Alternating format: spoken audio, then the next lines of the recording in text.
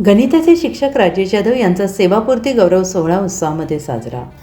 श्री शारदा भवन education society Nanded संचलित Mahatma Phule high school Babanagar Vijayanagar येथे ज्येष्ठ गणित शिक्षकांच्या सेवापूर्तीनिमित्त आयोजित भव्य गौरव समारंभ उत्साहात पार पडला. शुक्रवार दिनांक 1 मे 2026 रोजी आयोजित या कार्यक्रमाला विविध क्षेत्रातील मान्यवर शिक्षकवर्ग, विद्यार्थी, पालक, नागरिक मोठ्या संख्येने उपस्थित होते. दीर्घकाळ शिक्षण क्षेत्रात कार्यरत राहून विद्यार्थ्यांच्या जडणघडणीत मोलाची भूमिका बजावणाऱ्या या शिक्षकांच्या सेवेला मानाचा मुजरा म्हणून कार्यक्रमाचे आयोजन करण्यात आले.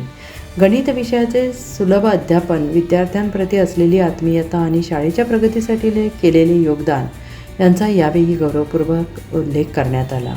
या सेवापूर्ती गौरव सोहळ्याला विविध क्षेत्रातील पाहुण्यांची प्रमुख उपस्थिती लाभली. तसेच लष्करी क्षेत्रातील अधिकाऱ्यांच्या उपस्थितीमुळे कार्यक्रमाला विशेष आकर्षण प्राप्त झाले.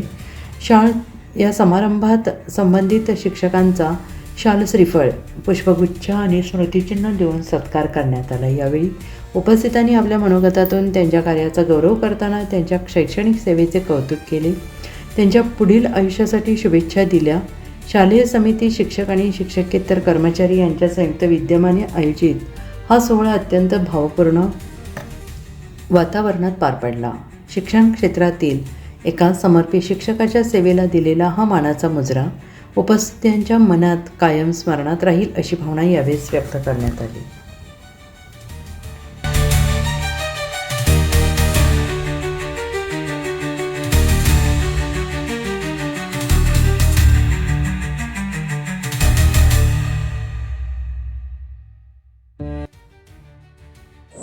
मी सुरुवातीला जवाहरलाल नेहरू पॉलिटेक्निक कॉलेज येथे प्राध्यापक म्हणून, त्याच्यानंतर माधवराव पाटील हायस्कूल राजगडनगर येथे शिक्षक म्हणून, त्याच्यानंतर CRPFची केंद्रीय विद्यालय इथं उपप्राचार्य म्हणून, त्याच्यानंतर बालविद्या मंदिर हायस्कूल परभणी हे नामांकित शाळेमध्ये शिक्षक म्हणून, त्यानंतर इंदिरा गांधी DED कॉलेजला प्राचार्य म्हणून आणि शंकरराव चव्हाण DED कॉलेजला प्रधान अध्यापकाचार्य म्हणून आणि आता सध्या महात्मा फुले हायस्कूल बाबानगर विजयनगर येथे सहशिक्षक म्हणून कार्यरत होतो. आणि आज 30 तारखेला कालच्या मी नियत वयोमानानुसार सेवानिवृत्त होत आहे.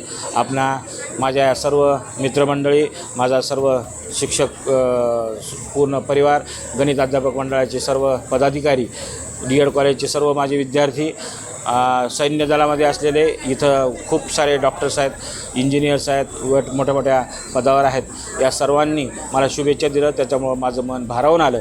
माझ्या सर्व सहकारी, माझ्या कुटुंबातले माझे मोठे भाऊ, माझा छोटा भाऊ डॉक्टर, माझ्या बहिणी दोन्ही इथं आलेल्या आहेत, माझी साडू, माझी अर्धांगिनी, माझी मुलं, हे सर्व आणि त्यातल्या सर्व माझा मित्रपरिवार जे सतत माझ्यावर प्रेम करत असतात, या सर्वांनी मला ही संधी दिली आणि याच्यामुळंच हा कार्यक्रम असा आपण भव्य दिव्य करू शकलो. सर्वांच्या शुभेच्छा मला मिळाल्या, त्याबद्दल सर्वांचे पुन्हा एकदा धन्यवाद मानतो आणि थांबतो. सेवानिवृत्तीच्या नंतरच्या आयुष्यात काय नियोजन? तसं भरपूर वेगवेगळ्या आयडियाज डोक्यामध्ये आहेत. कोणती तरी एक माझी जी अगोदरची जुनी बॅच आहे, सैनिक स्कूल सातारासाठी नवोदय स्कॉलरशिप, RIMC राष्ट्रीय इंडियन मिलिटरी कॉलेज डेहराडून, याच्यासाठी परत प्रिपरेशन करावं आणि विद्यार्थ्यांना एका चांगल्या पदावर घेऊन जावं, ही एक आत्मीय भावना आहे माझ्या मनात. आणि त्याचप्रमाणे गरीब विद्यार्थ्यांसाठी कोचिंग क्लासेस सुरू करावं, त्यांना वेगवेगळ्या पदापर्यंत आपल्याला नेता येईल, या दृष्टीनं मी पुढेही कार्य करत राहीन.